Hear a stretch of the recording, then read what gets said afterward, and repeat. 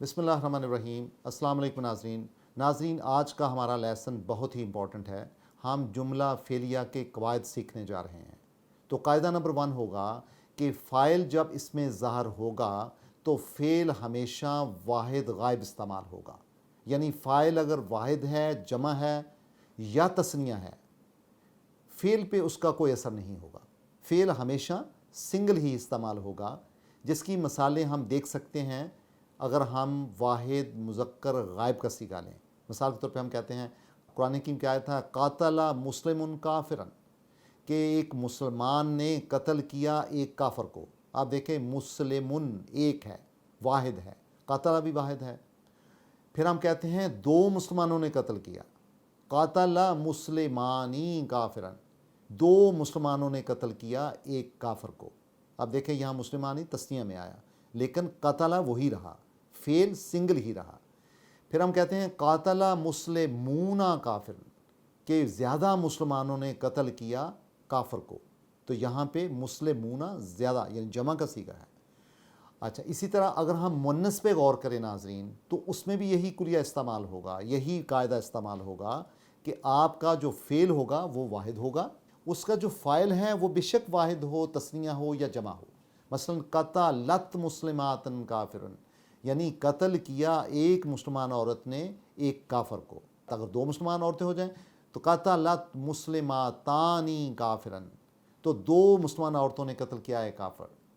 اور پھر ہے قتلت مسلماتن کافرن، مسلماتن زیادہ مسلمان عورتیں ہو گئیں، تو قتلت یعنی مؤنث ہو گئیں، تو زیادہ جو مؤنث تھیں انہوں نے قتل کیا ایک کافر کو۔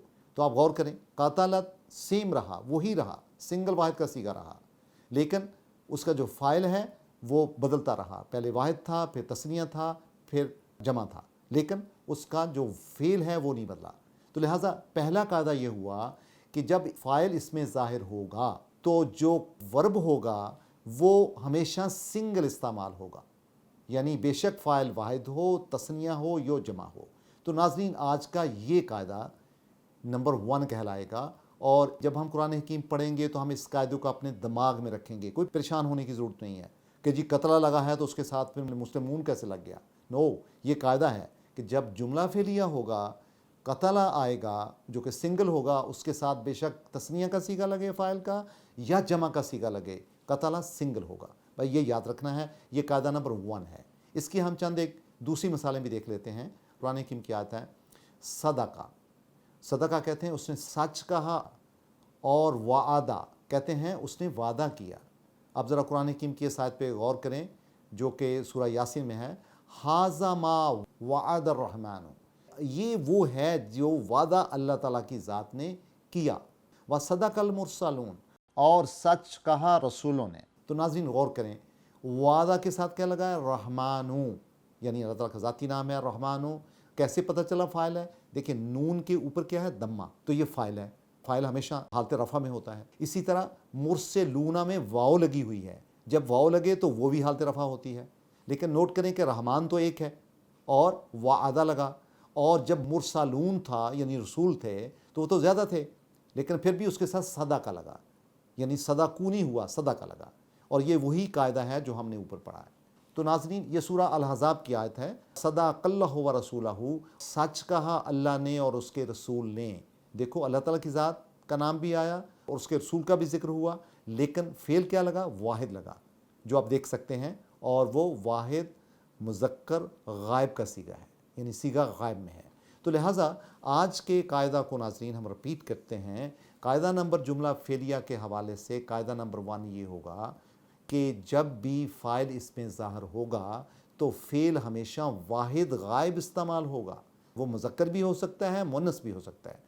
اگر فاعل مذکر ہے تو فعل مذکر ہوگا، اگر فاعل مؤنث ہے تو فعل مؤنث ہوگا، لیکن ہوگا واحد ہی، ہمیشہ واحد غائب ہوگا، جس کی مثالیں دوبارہ آپ دیکھ سکتے ہیں جو میں نے پڑھی ہیں، اور اس قاعدے کو آپ نے ہمیشہ یاد رکھنا ہے، اور انشاءاللہ آپ جب قرآن حکیم پڑھیں گے آپ کو بے شمار آیات اس طرح کی ملیں گی جس سے آپ اس قاعدہ کی روح سے اسے سمجھ سکتے ہیں۔